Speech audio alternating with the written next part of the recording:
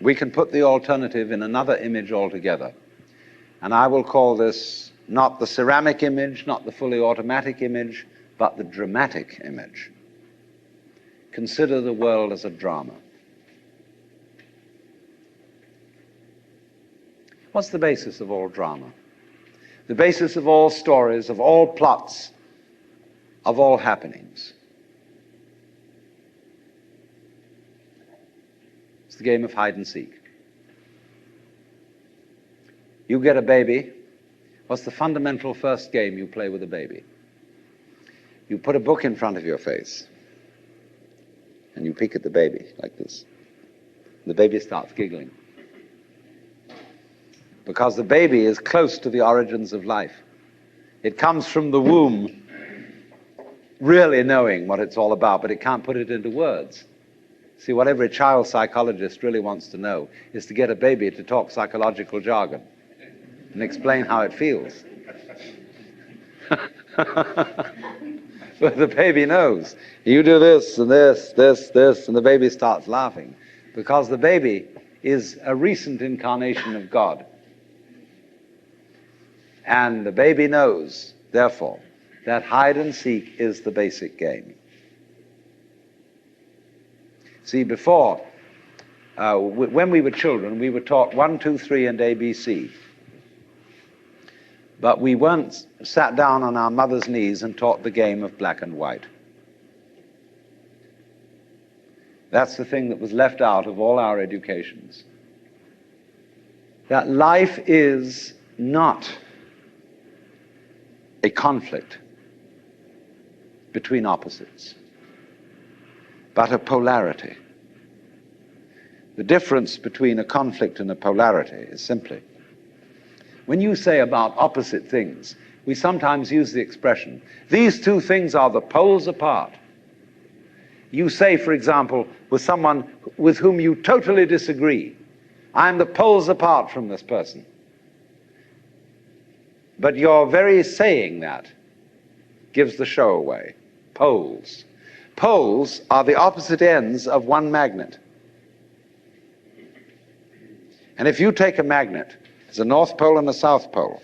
All right, chop off the South Pole, move it away. The piece you've got left creates a new South Pole. You never get rid of the South Pole. Things may be the poles apart, but they go together.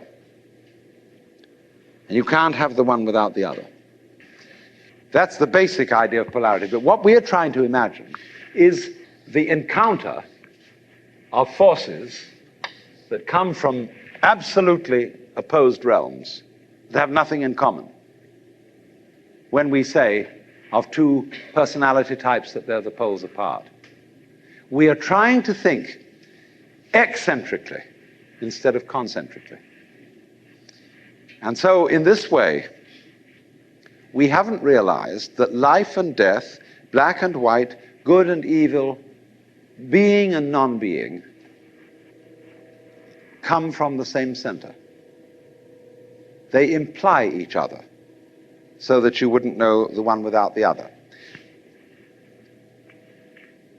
Now, I'm not saying that that's bad. That's fun. You are playing the game that you don't know that self and other go together in just the same way as the two poles of a magnet.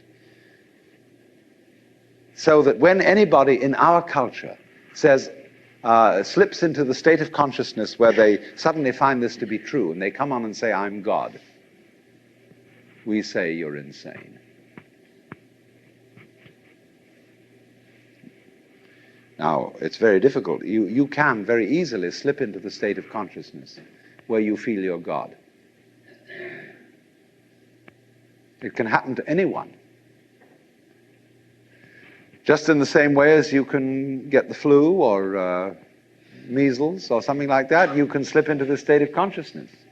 When you get it, it depends upon your background and your training as to how you're going to interpret it. If you've got the idea of God that comes from popular Christianity, God as the governor, the political head of the world, and you think you're God, Then you say to everybody, well, you should bow down and worship me. But if you're a member of Hindu culture and you suddenly tell all your friends, I'm God, instead of saying you're insane, they say, congratulations, at last you found out. Because their idea of God is not the autocratic governor.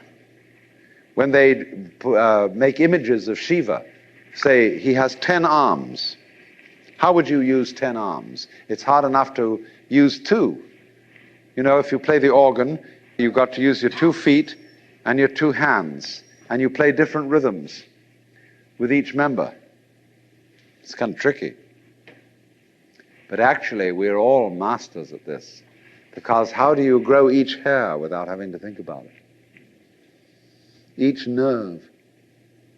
How do you beat your heart and digest with your stomach at the same time? You don't have to think about it. In your very body, you are omnipotent in the true sense of omnipotence, which is that you are able to be omnipotent. You are able to do all these things without having to think about it. When I was a child, I used to ask my mother, of course, all sorts of ridiculous questions that every child asks. And when she got bored with my questions, she'd say, darling, there are some things we're just not meant to know. Well, I said, will we ever know? She said, yes, of course, when we die and go to heaven, God will make everything plain. So I used to imagine that on wet afternoons in heaven, we'd all sit around the throne of grace and say to God, well, now, why did you do this? And how did you do that? And he would explain it to us. Heavenly Father, why are the leaves green? And he would say, because of the chlorophyll. And we'd say, oh.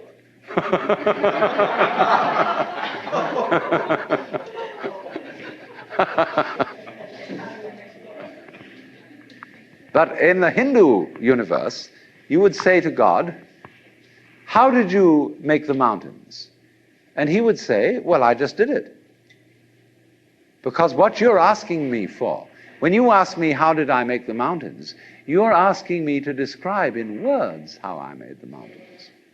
And there are no words which can do this. Words cannot tell you how I made the mountains any more than I can drink the ocean with a fork. A fork may be useful for sticking into a piece of something and eating it, but it is no use for imbibing the ocean.